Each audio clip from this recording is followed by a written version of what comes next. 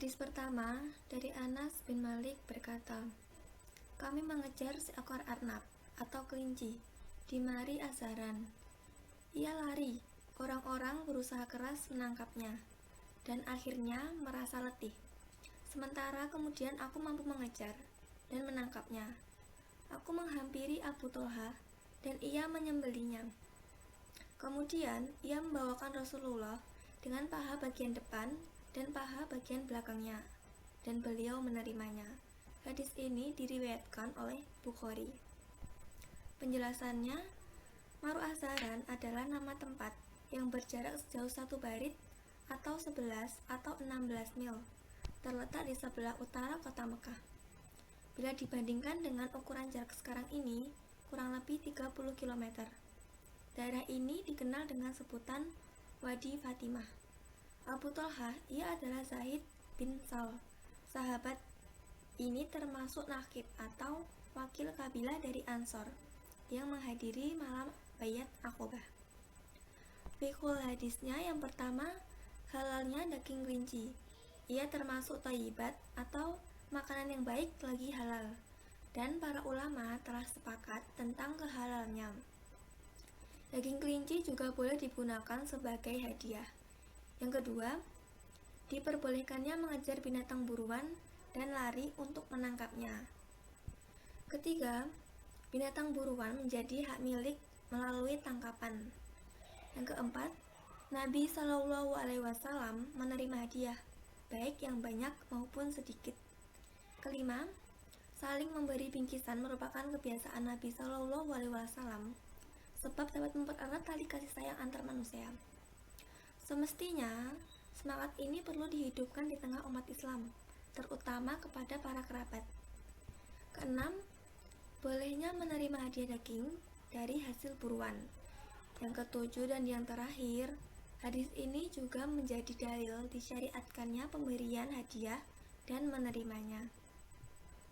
Selanjutnya, untuk hadis yang kedua, Man asma'a qalat naharna farosan ngalah di Rasulillahi sallallahu alaihi wasallam fa'akalnahu wa fi riwayah wa nahnu fil Madinah. Dari Asma binti Abi Bakar radhiyallahu an, ia berkata, kami pernah menyembelih seekor kuda pada masa Rasulullah dan kemudian kami memakan dagingnya. Dalam riwayat lain, dan kami berada di Madinah. Hadis ini diriwayatkan oleh Bukhari, bahkan diriwayatkan oleh Al-Jamaah kecuali Abu Dawud dan At-Tirmidzi. Penjelasannya, perawi hadis ini ialah Asma bintu Abi Bakar. Fikul hadisnya, hadis ini menunjukkan halalnya daging kuda, sebab pernah disantap pada masa Rasulullah Shallallahu Alaihi Wasallam. Sedangkan pendapat yang mengharamkannya beralasan salah satunya dengan pernyataan bahwa tindakan sahabat pada zaman Nabi Shallallahu Alaihi Wasallam tidak menjadi hujah kecuali bila beliau Shallallahu Alaihi Wasallam mengetahui langsung. Sementara menurut pendapat ini, kasus di atas masih meragukan apakah beliau Shallallahu Alaihi Wasallam mengetahuinya ataukah tidak.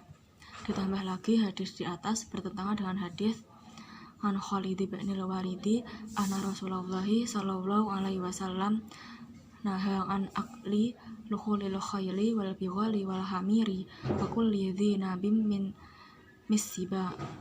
Dari Khalid bin Walid bahwa Nabi Shallallahu Alaihi Wasallam melarang makan daging kuda, bighal atau peranakan kuda dan keledai dan setiap binatang buas yang bertaring. Jawaban untuk argumentasi ini adalah sebuah kemustahilan jika tindakan di atas terjadi pada zaman beliau Shallallahu Alaihi Wasallam, padahal hukumnya terlarang, dan beliau Shallallahu Alaihi Wasallam tidak mengetahuinya, baik melalui informasi sahabat atau lewat wahyu. Sementara fakta menunjukkan bahwa para sahabat beberapa kali tawakuf atau tidak mengambil sikap untuk memakan hal-hal yang tingkatannya di bawah ini dan hukumnya halal secara syariat, sampai mereka menanyakannya kepada beliau. Berkaitan dengan hadis Khalid, kedudukannya dhaif, mungkar berdasarkan kesepakatan ulama. Kalaulah sahih atau benar sah, maka hukumnya mansukh atau sudah dihapus. Imam Ahmad berkata, hadis ini mungkar. Abu Dawud berkata, ia atau hadis ini adalah mansukh. Sebagian sahabat pernah menyantapnya. Bukhari menyatakan, adapun hadis Khalid masih dipertanyakan. Ad-Daruqutni menyatakan ini hadis dhaif, sedangkan Al-Baihaqi berkata isnadnya mudtarib. Ditambah lagi adanya kontradiksi dengan hadis para perawi thiqah atau yang terpercaya lainnya. Selanjutnya untuk hadis yang ketiga, yaitu an Abdillahi bin Abi Aufa qala ghazawna ma'a Rasulillahi sallallahu alaihi wasallam sab'a ghazawatin naqulul jarada. Dari Abdullah bin Abi Aufa radhiyallahu an, ia bercerita, kami berperang bersama Rasulullah sallallahu alaihi wasallam selama 7 kali peperangan dengan mengkonsumsi belalang. Hadis ini diriwayatkan oleh Bukhari. Fikul hadisnya yang pertama yaitu halalnya mengkonsumsi belalang. Imam An-Nawawi menyatakan bahwa hal itu sudah merupakan ijma atau kesepakatan ulama. Dan yang kedua, yaitu belalang hukumnya halal bagaimanapun cara matinya. Imam Asy-Syafi'i, Abu Hanifah, Ahmad, Jumhur atau mayoritas ulama berpendapat belalang halal baik dengan cara disembelih, ditangkap oleh orang muslim, majusi, atau belalang yang sudah mati sendiri. Sebab Nabi bersabda dalam hadis yang lain, Uhillat lakum maitatani wa damani fa ammal maitatani fal khutu wal jaradu wa ammad damani fal kabitu wa tihal. Telah dihalalkan bagi kita 2 bangkai dan 2 darah. Adapun 2 bangkai tersebut ialah ikan dan belalang, sedangkan 2 darah itu ialah hati dan limpa. Hadis keempat. Bismillahirrahmanirrahim. An Zadam ibnu Mudharib al-Jarmiyi qala kunna inda Abi Musa fada'a bima idatihi wa alaiha lahmu dajajin fadakhala rajulun min bani Taimillahi ahmar syabih bil mawali faqala lahu hulumma fatalaqa'a faqala halumma fa inni qad ra'aitu Rasulullah sallallahu alaihi wasallam ya'kulu min rawahu al-Bukhari, yang artinya dari Zadam bin Mudharib al-Jarmi, ia berkata, kami bersama Abu Musa al-Asy'ari, dia meminta dihadirkan hidangan, di dalamnya terdapat daging ayam. Kemudian ada seorang lelaki berkulit merah dari Bani Taimilah masuk. Wajahnya mirip dengan wajah seorang budak. Dia Abu Musa menawarkan, kemarilah. Ternyata ia ragu-ragu. Beliau berkata lagi, kemarilah. Aku pernah melihat Rasulullah memakannya, yaitu memakan daging ayam. Jadi Zadam bin Mudharib tadi itu adalah seorang tabi'i thiqah atau terpercaya. Lalu Ibnu Mulakhin mengatakan lelaki mubham yang tidak tersebut namanya, tidak diketahui namanya itu, meski sudah dilakukan telaah mendalam. Lalu halalnya daging ayam, jinak maupun ayam liar, dan ini sudah menjadi ijma atau kesepakatan kalangan ulama. Adapun pendapat yang menyatakan makruh kalau benar-benar ada, maka tidak perlu diperhitungkan. Rujukan dalam masalah hukum ini adalah Rasulullah Shallallahu Alaihi Wasallam. Jadi tadi Nabi pernah memakan daging ayam. Rujukannya adalah itu. Diperbolehkan makan thayyib atau makanan yang baik lagi halal dengan memakai maedah atau nampan bagus untuk makan.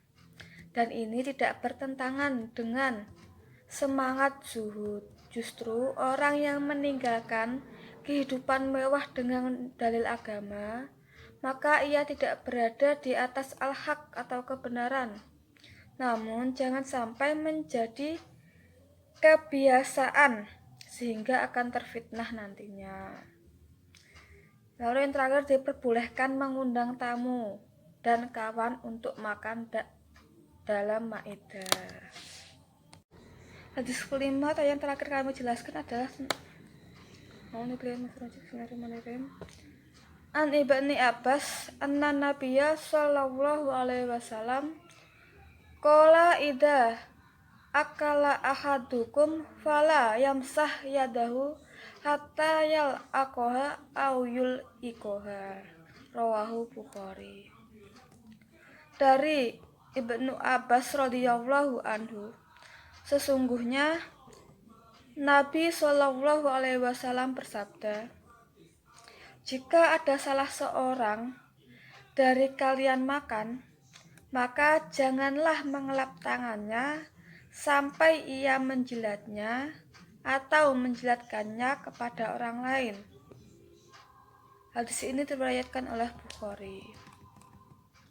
Itu yang utama, disimpulkan bahwa disunahkan menjilat jari jemari setelah usai makan sebelum dicuci atau dibasuh. Dalam hadis, beliau Shallallahu alaihi wasallam menjelaskan alasannya dengan sabda, innakum la tadu nafi ayyihil barokah. Sesungguhnya kalian tidak tahu di mana barokah berada. Alasan disunahnya menjilat jari bukan berarti tidak ada alasan lainnya selain yang tertera dalam hadis di atas. Alasan lainnya yaitu penghargaan terhadap makanan serta nikmat Allah. Jangan sampai terjadi penghinaan, baik makanan itu sedikit ataupun banyak. Lalu dianjurkan bersikap tawaduk, rendah hati. Lalu perlunya menghidupkan sunnah Nabi Shallallahu alaihi wasallam meskipun ada yang menganggapnya menjijikkan. Walaupun dianggap menjijikkan, tetaplah dilakukan. Lalu tidak boleh menyia-nyiakan karunia Allah, baik yang berbentuk makanan, minuman, atau lainnya, meskipun dianggap hal yang sepele menurut pandangan manusia. Penyebutan kata tangan menunjukkan bolehnya makan dengan seluruh jemari tangan kanan. Tetapi makan dengan 3 jemari itulah yang selaras dengan sunnah. Lalu dibolehkan mengelap tangan setelah makan. Lalu perintah menjilat hanya di akhir proses makan, bukan saat berlangsungnya makan. Sebab orang yang menjilat jemari tangannya, makan air liurnya akan menempel. Jika kemudian ia makan lagi, maka seolah-olah ia meludah ke makanan. Ini adalah perbuatan yang tidak baik, sebagaimana disebutkan Al-Qurtubi dalam Al-Mufti.